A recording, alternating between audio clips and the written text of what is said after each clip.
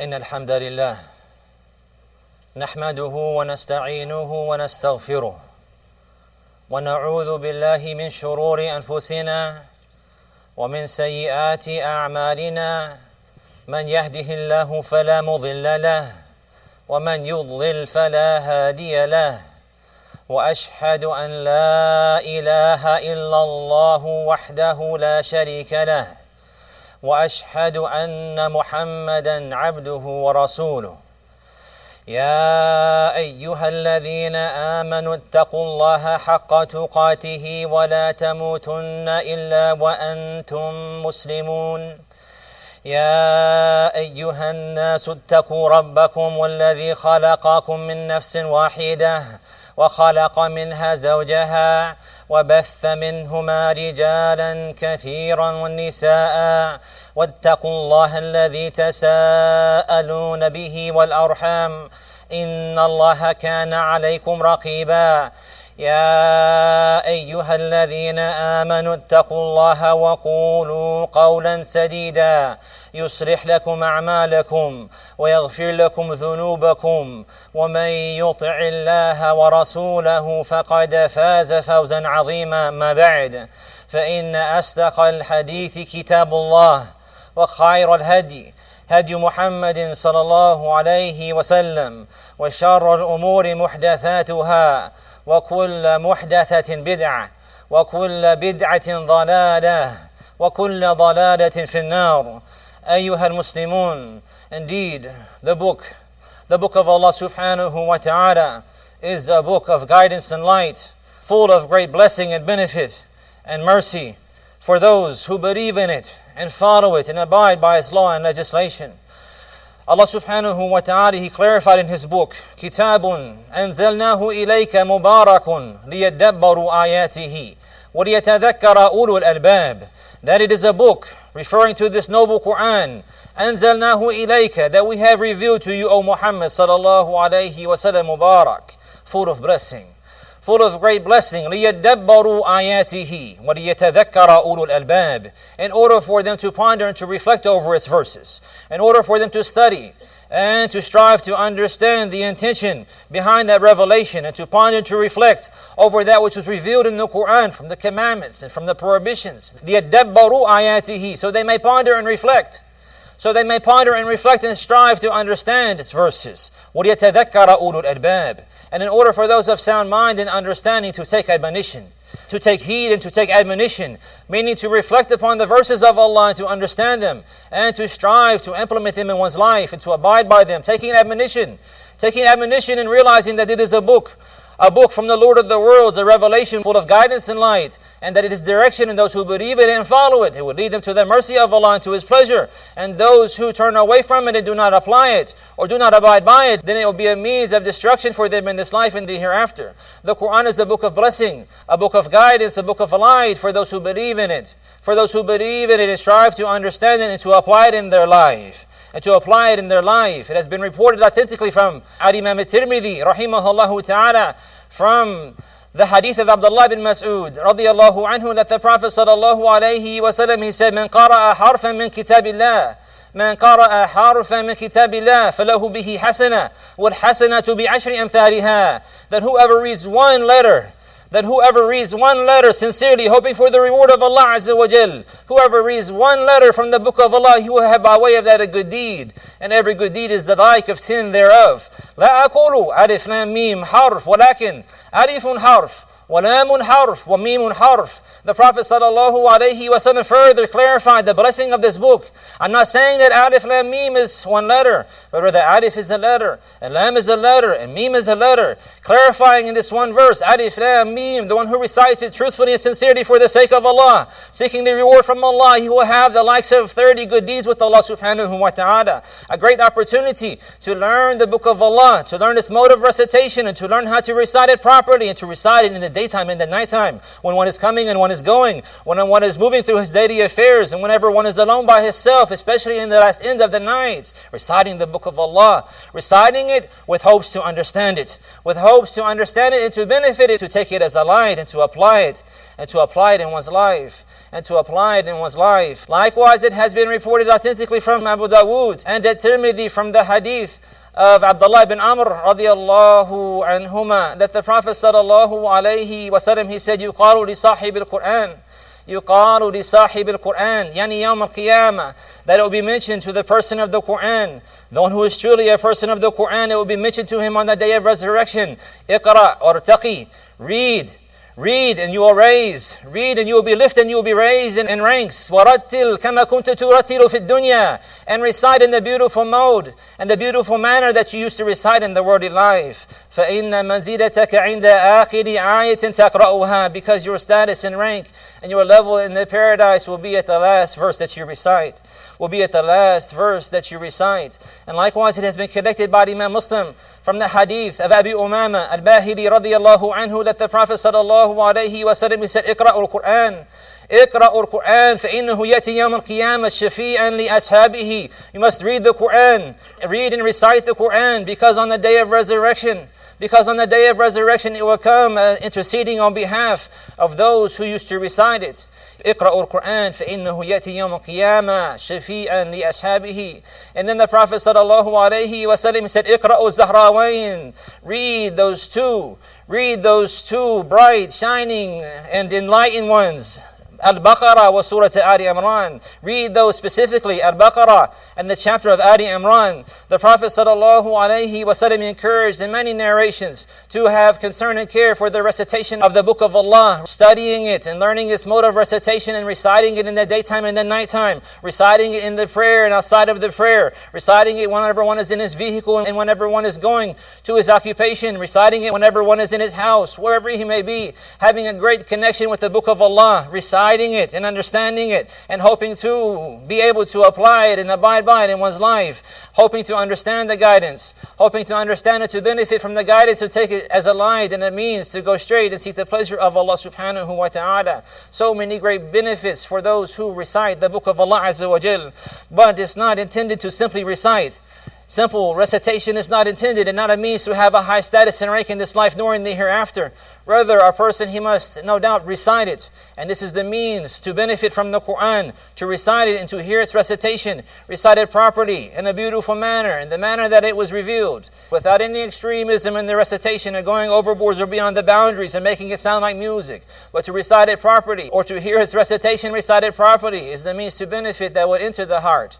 That it will enter the heart, and the person, he will be able to reflect and understand. And then in this manner, he will be able to benefit and to apply the law and the legislation, and abiding by the commandments, and abiding by the obligations, and avoiding and staying away from the prohibitions. In this manner, a person, he will truly be from the people of the Qur'an. And it has been collected by Imam Muslim from the hadith of An-Nawas ibn Sam'an radiyallahu anhu that the Prophet sallallahu alayhi wa sallam, he said, يؤتى يوم القيامة بالقرآن وأهله الذين كانوا يعملون به في الدنيا. That on the day of resurrection, the Qur'an and its people will be brought. يؤتى يوم القيامة بالقرآن وأهله. That the Qur'an and the people of the Qur'an, they will be brought on the day of resurrection. The Prophet sallallahu alaihi wasallam further clarified who those people are and what is their great trait and attribute. الذين كانوا يعملون به في الدنيا. Those who used to abide by it and apply it and work by it in the worldly life. They are the people of the Qur'an. The people of the Qur'an, they are not those who simply recite it with their recitation or even beautify and master its recitation without any application or implementation. Rather, the one who applies it and he works by way of it, he is the one who is truly following the Qur'an. He is the one who is truly following the Qur'an, and he is the one who is truly reciting the Qur'an. The true recitation, it comes by learning how to read it and learning how to understand it, to contemplate over its meanings, and then after that to apply it in one's life. الَّذِينَ كَانُوا يَعْمَلُونَ بِهِ فِي الدُّنْيَا. The Prophet sallallahu alayhi wa sallam said, تَقْدُمُهُ سُورَةُ الْبَقَرَةِ وَآلِ إِمْرَانِ تُحَاجَّانِ عَنْ صَاحِبِهِمَا. That the Qur'an and its people will be brought on the day of resurrection. Those who used to apply it, and Surah Al-Baqarah and Ali Imran, they will be proceeding in the front, and they will be leading on behalf of the person who used to recite the Book of Allah. So to have this benefit, and to have this intercession, and to have this bounty and blessing, it requires for a person to learn how to read. to learn how to read the Qur'an, and to learn how to read it properly in the manner that it was revealed to the best of his ability. And likewise, to learn how to understand the Qur'an, and to learn the details that are mentioned with regards to the law and the legislation that is found in the Qur'an. And in this manner, a person will be from the people of the Qur'an by implementing and applying it. And even if it's difficult for a person to recite the book of Allah, but he learns the law, he learns the halal and the haram, he learns the obligations, and he performs them to the best of his ability, and he learns that which is impermissible and he avoids them entirely, then truly he will be from the people of the Qur'an, even if he can barely recite it, or even if he cannot even recite the book in the Arabic language because of a deficiency in his tongue and the likes like this. He can still be considered from the people of the Qur'an. So those who are truly from the people of the Qur'an, they are those who learn. They learn its recitation, and likewise they learn its law and legislation, and they abide by that, and they live by that, and they apply that in their life. And the Qur'an in this manner will be a light for them and a blessing. It will be guidance for them, and it will be seen in their manners and their conduct. They will be the best of mankind. They'll be the best of mankind, the people who are truly the followers of the Qur'an. And it's not possible to truly be from the followers of the Qur'an except if a person is a follower of the Sunnah of the Prophet ﷺ, because the Qur'an has many general laws and legislations and commandments and prohibitions that are mentioned, that the detailed clarification of how to perform that and to abide by that is clarified in the Sunnah of the Prophet ﷺ. So therefore it's incumbent to not only study the Qur'an and studying the book of Allah Azza wa Jal specifically, but from that likewise is studying the hadith of the Prophet ﷺ, studying his Sunnah, studying his life and his legal ways, studying his biography and that which he was upon and the events that occurred in his life ﷺ. In this manner, a person, he can truly apply the Qur'an and abide by that, and he will find great benefit and mercy in his life and blessing in his time. So therefore, a believer, he should have great concern and care for himself and for his family, to learn the Qur'an, learning its recitation and learning how to apply it and how to abide by it, learning its law and legislation. Learning its law and legislation. The Prophet ﷺ, he was revealed the Qur'an and the Sunnah, and it is guidance for those who believe, guidance and light for those who believe and those who abide by it and strive against their souls to apply it in their life. The wisdom behind the revelation of the Qur'an is in order for it to be understood and reflected upon and pondered upon and to be believed in, that one will believe that it's the speech of the Lord of the worlds and that it's the final revelation and the seal of legislation and guidance for all mankind until the day of judgment. And guidance for all mankind till the day of judgment. And then a person, he will strive against his soul to apply that. He will take admonition, he will take heed after reading those verses and reflecting upon them and seeing the truth of the Qur'an and the truthfulness of the Prophet Muhammad ﷺ. He will take admonition, he will take heed, and he will begin to go straight and rectify his affair. Kitabun anzalnahu ilayka mubarakun liyadabbaru ayatihi وليتذكر أولو الألباب أقول ما تسمعون أستغفر الله لي ولكم فاستغفروه إنه هو الغفور الرحيم.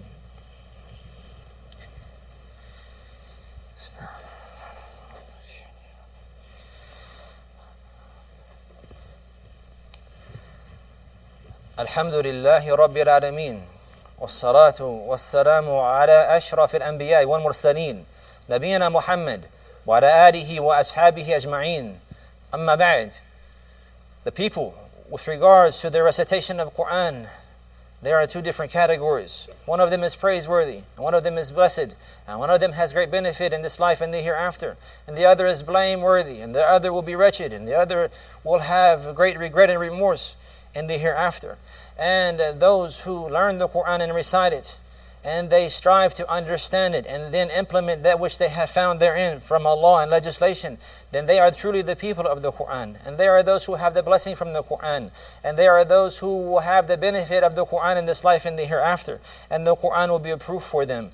A proof for them standing before Allah subhanahu wa ta'ala. And likewise the Qur'an will defend them and will intercede on their behalf in front of Allah subhanahu wa ta'ala on the day of resurrection. And it will be a means for them to have a high and lofty status and rank in this life and the hereafter.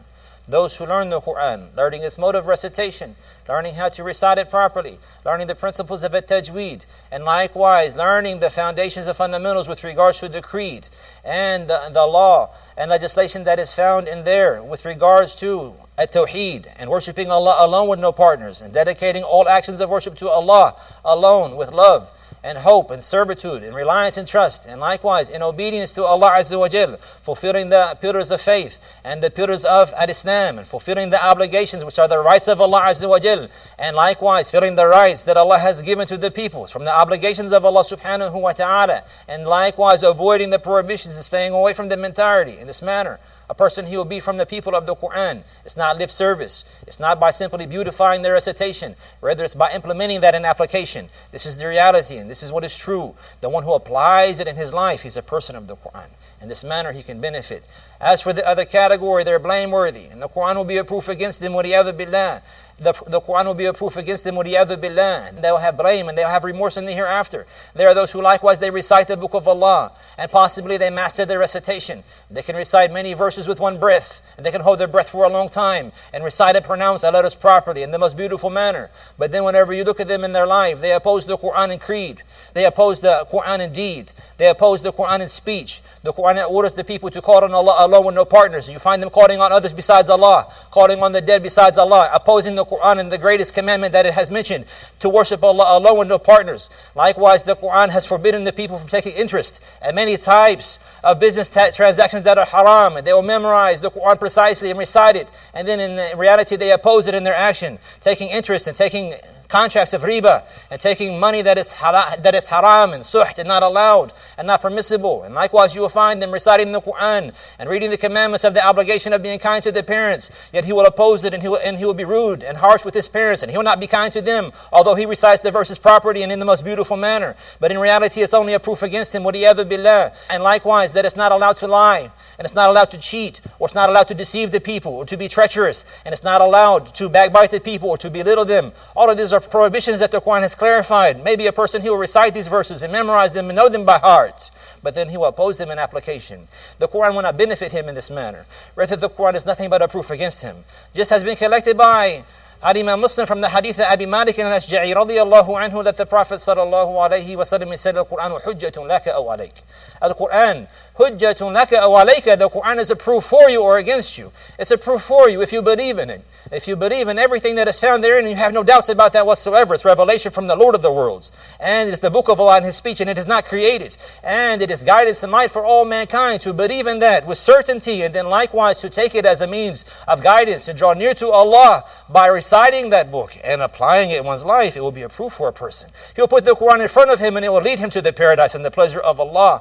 But as for those who recite it, even if they recite it in the most beautiful manner, but they do not apply it, and they do not abide by it, they're the ones who have turned their backs on the Qur'an, and they have put the book of Allah behind their back, and they will be disgraced, and the Qur'an will be a means to lead them to the hellfire, as a proof against them. وَلِيَعْذُ بِاللَّهِ وَلِيَعْذُ بِاللَّهِ. So a believer, he must have great concern with the book of Allah, learning how to recite it, and likewise learning how to apply it and to abide by it. And the application is what is intended. And it's been narrated by Al-Hasan al-Basri rahimahullah ta'ala that he said, إِنَّمَا نَزَلَ الْقُرْآنُ لِيُتَدَبَّرَ وَلِيُعْمَلَ بِهِ. That the Qur'an was only revealed in order to be pondered and reflected upon, in order to be understood, and to apply it in one's life.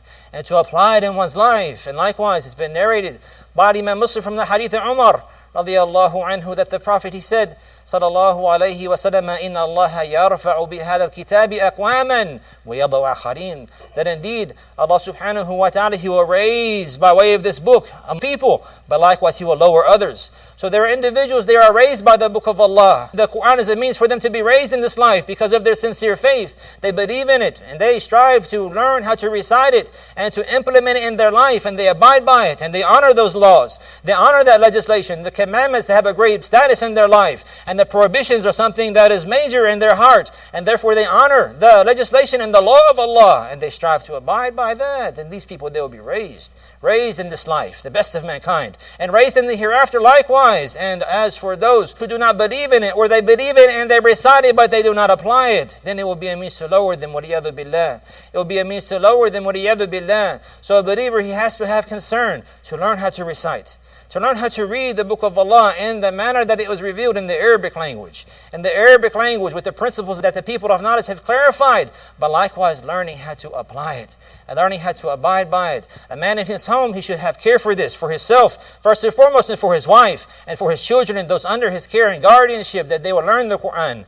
They will learn how to recite it, and along with that, they will learn how to apply it. There's been great effort from the enemies of Islam in recent history, in the past many years, to encourage the Muslims to have concern only with reciting the Qur'an and to turn them away from understanding the Book of Allah, turning them away from the Arabic language, Al-Arabiyyah al-Fusha, turning them away from the Sunnah of the Prophet sallallahu alaihi wasallam, turning them away from striving to understand the verses of the Book of Allah and the rulings that are found therein. There's great efforts. Even in some of the masajid in these lands, we find that they would tell the teachers, just teach them how to recite it, don't teach them anything from the meaning. And this is falsehood and contrary. Rather, learning the meaning takes precedence and is first. And the Prophet sallallahu alaihi wasallam would only teach them 10 verses, and then he would teach the meaning of that and how to implement that and apply that in their life. And then he would move on and teach them more. So this is the manner of learning. Learning the recitation and memorizing the Book of Allah, but likewise learning how to follow it. Learning how to follow and to truly be from the people of the Qur'an and from the people of the Sunnah upon the way of As-Salafy haqqan, those who take that book and the Sunnah of the Prophet sallallahu alaihi wasallam in their way as a life. This is their life that they live. La ilaha illallah, Muhammadur Rasulullah, and they abide by that. اللهم اغفر للمسلمين والمسلمات والمؤمنين والمؤمنات الأحياء منهم والأموات. اللهم أصلح لنا ديننا الذي هو عصمة أمرنا، وأصلح لنا دنيانا التي فيها معاشنا، وأصلح لنا آخرتنا التي فيها معادنا، وجعل الحياة زيادة لنا في كل خير والموت راحة لنا من كل شر. ربنا آتنا في الدنيا حسنة وفي الآخرة حسنة وقنا عذاب النار. وصلى الله على نبينا محمد وعلى آله وصحبه وسلم.